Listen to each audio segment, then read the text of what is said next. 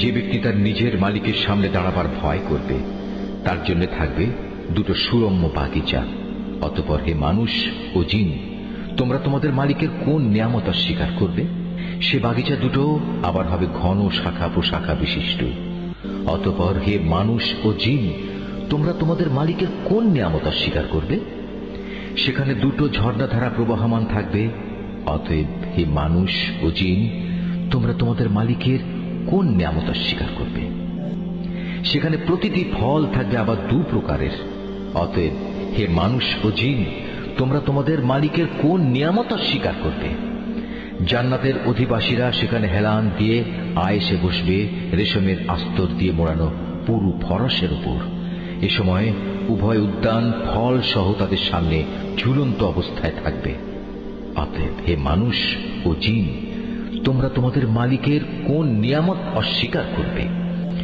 সেখানকার অগণিত নিয়ামতের মধ্যে থাকবে আয়তনয়না সুন্দরী হুর, যাদের জান্নাতের এ অধিবাসীদের আগে কোনো মানুষ কিংবা জিন কখনো স্পর্শও করেনি। অতএব হে মানুষ ও জিন, তোমরা তোমাদের মালিকের কোন নিয়ামত অস্বীকার করবে? এরা যেন এক একজন প্রবাল ও পদ্মরাগের মতো অপরূপ। অতএব হে মানুষ ও জিন, তোমরা তোমাদের মালিকের কোন নিয়ামত অস্বীকার করবে? তুমিই বলো। উত্তম আনুগত্যের বিনিময়ে উত্তম পুরস্কার ছাড়া আর কি হতে পারে? অতএব হে মানুষ ও জিন, তোমরা তোমাদের মালিকের কোন নিয়ামত অস্বীকার করবে? নিয়ামতের এ দুটো উদ্যান ছাড়াও সেখানে রয়েছে দুটো ভিন্ন ধরনের উদ্যান। অতএব হে মানুষ ও জিন, তোমরা তোমাদের মালিকের কোন কোন নিয়ামত অস্বীকার করবে? সে দুটো বাগিচা হবে চিরসবুজ ও ঘন। অতএব হে মানুষ ও জিন, তোমরা তোমাদের মালিকের কোন নিয়ামত অস্বীকার করবে? সেখানে থাকবে দুটো ঝর্ণাধারা, ফোয়ারার মতো সদা উচ্ছল গতিতে তা বইতে থাকবে। অতএব হে মানুষ ও জিন, তোমরা তোমাদের মালিকের কোন নিয়ামত অস্বীকার করবে?